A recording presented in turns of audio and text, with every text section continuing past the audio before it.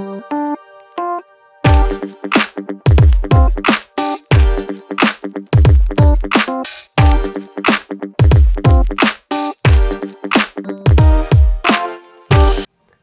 господарство, вітаю! З вами Євген і проект про баскетбол по-беларуску, який повертається після вимушеної невеличкої паузи. А повертається ён рубрикой «Автоп месяца», офіційним топом новин і подій Національної баскетбольної асоціації за сакавік 2024 года. Ну что, погнали?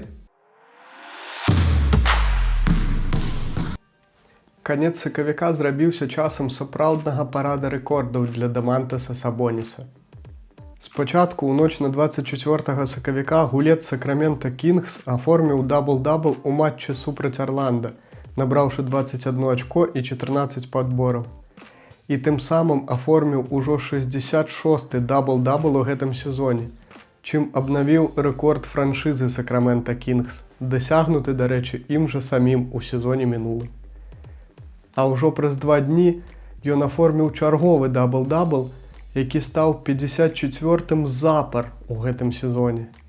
І гэта найлепшая серыя з моманту аб'яднання NBA і ABA у адну лігу ў 1976 годзе. Дарэчы, і пасля гэтага ён не спыніўся.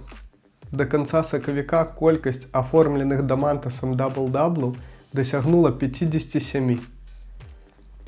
Па маім меркаванні, гэта 100% гулец узроўня матча ўсіх зорак.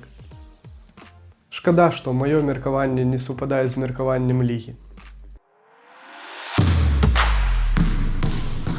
Мікел Брыджэс у ноч на 22 сакавіка перасёк мяжу ў 500 гульняў у NBA. А патрапіў ён у гэты топ таму, што з моманту пачатка сваёй кар'еры ў 2018 годзе ён не прапусціў ніводнага матчу. Сапраўды рэдкая з'ява для сучаснай лігі. Бостон Селтикс сталі першай камандай, якая дасягнула адзнакі ў 50 перамог за сезон, а таксама першай камандай, якая гарантавала сабе выхад у плэй-оф. Сваё ўпэўненае першае месца ў рэгулярным чэмпіянаце яны ўжо нікому не аддадуць. Але асабіста мне хацелася б, каб у плэй-оф іх гульня стала больш цікавай. Бо, як я лічу, перамогі без харызмы – гэта нудна.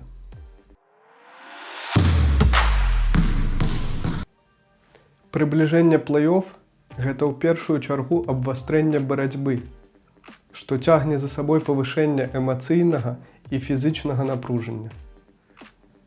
І, як паказаў сакавік у NBA, вытрымліваюць яго далёка не ўсе. Так, лідар Мінесоты Карл Энтоні Таунс выбыў на нявызначаны тэрмін з разрывам меніска.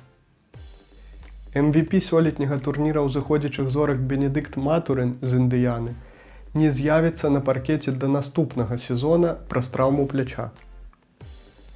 5-й нумар драфта гэтага года Азар Томпсон з Дэтройта таксама выбыў да наступнага сезона, бо патрабуе лячэння трамбоза.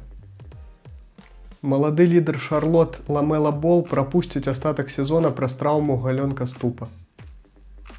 Адзін з найлепшых шостых гульцоў гэтага сезона Малік Монк з Сакрамента будзе адсутнічаць ад 4 да 6 тыдняў праз траўму калена. Брэндон Інгрэм з Нью-Арлеана прапусціць як мінімум некалькі тыдняў праз траўму калена.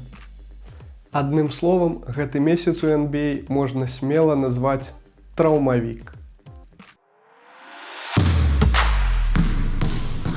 Здаецца, Леброн Джеймс усё ж такі іншапланетнік, бо ўзрост нібы зусім не ўплывае на яго здольнасць працягваць ставіць рэкорды.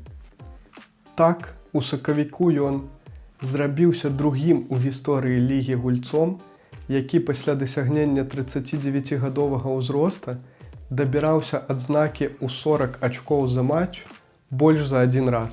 Абышоў Майкла Джордана па колькасці гульняў з улікам плэй-оф з 30 і больш ачкамі.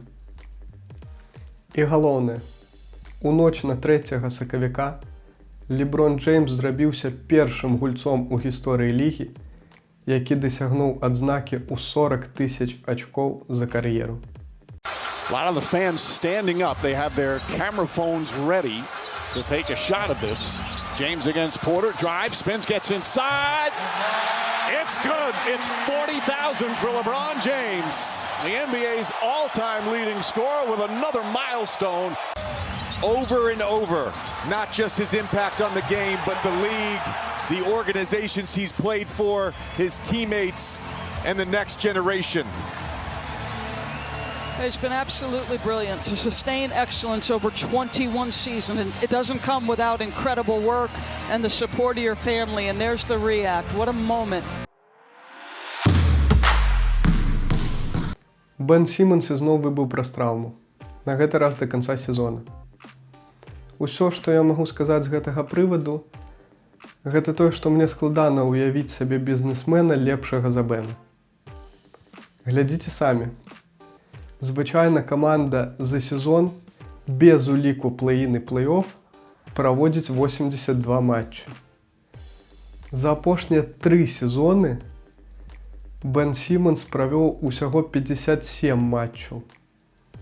І за гэтыя ж 3 сезоны ён зарабіў $106 мільёнаў. І гэта без уліку рэкламных кантрактаў. Лічу, што каментары тут не патрэбныя. І на гэтым усё. З вамі быў Яўген і рубрика «Автоп месяца». Чакайце наступнага выпуска, подписывайтеся на соцсеткі праекта пра баскетбол па-беларуску і хай будзе баскетбол!